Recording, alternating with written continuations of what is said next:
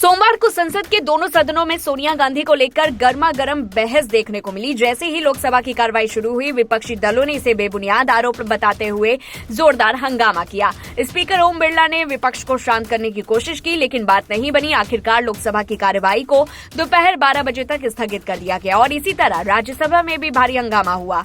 कार्यवाही पहले 12 बजे और फिर 2 बजे तक के लिए स्थगित करनी पड़ी। बीजेपी ने दावा किया कि सोनिया गांधी एफडीएल एपी की सह अध्यक्ष होने के नाते उस संगठन से जुड़ी रही हैं जो कश्मीर को स्वतंत्र राष्ट्र बनाने का समर्थन करता है। बीजेपी ने सोशल मीडिया पर लिखा, सोनिया गांधी और जॉर्ज सोरोस के बीच यह एक संबंध भारत के आंतरिक मामलों में विदेशी ताकतों के हस्तक्षेप को दर्शाता है। बीजेपी ने यह भी आरोप लगाया कि राजीव गांधी फाउंडेशन और सोरोस फाउंडेशन के बीच साझेदारी हुई थी, जो इस विदेशी प्रभाव को और पुष्ट करती है।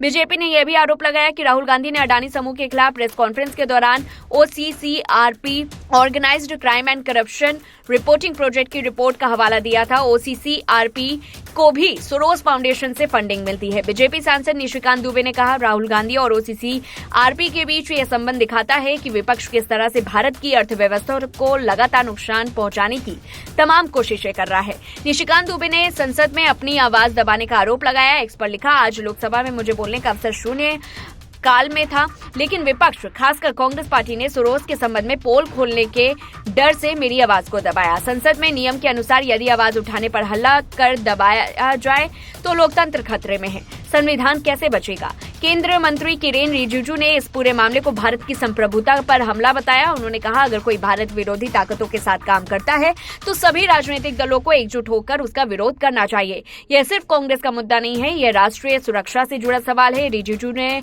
कांग्रेस नेताओं से अपील की कि अगर उनकी पार्टी का कोई सदस्य देश विरोधी तत्वों से जुड़ा है तो उसे सामने लाएं। वहीं कांग्रेस और अन्य विपक्षी दलों ने इन आरोपों को राजनीतिक साजिश करार दिया। कांग्रेस के नेता मल्लिकार्जुन खड़गे ने कहा, जब सरकार को कुछ छिपाना होता है तो वे ऐसे मुद्दे उछालती है। अगर उनके पास कोई ठोस सबूत है तो जांच कराएं। वहीं राष्ट्रीय जनता दल के सांसद मनोज झा ने कहा, सरकार को पहले अपने घर की सफाई करनी चाहिए।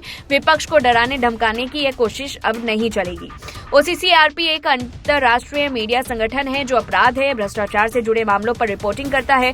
बीजेपी ने आरोप लगाया है कि यह संगठन भारत की छवि खराब करने और मोदी सरकार को अस्थिर करने के लिए विपक्ष के साथ मिलकर काम कर रहा है। हालांकि अमेरिका ने इन आरोपों को खारिज करते हुए कहा कि ओसीसीआरपी जैसे संगठन स्वतंत्र रूप से काम करते हैं और उनकी संपादकीय नीति पर किसी का नियंत्रण नहीं होता। बहरहाल सोरोस और सोनिया गांधी के बीच कथित संबंधों को लेकर संसद में उठा यह मुद्दा राजनीतिक संघर्षों का नया अध्याय बन गया है। जहां बीजेपी इसे राष्ट्रीय सुरक्षा का सवाल बता रही है तो वहीं विपक्ष इसे ध्यान भटकाने की चाल करार दे रहा है। आने वाले दिनों में यह देखना दिलचस्प होगा कि यह विवाद संसद के बाहर जनता के बीच कितना असर डालता है।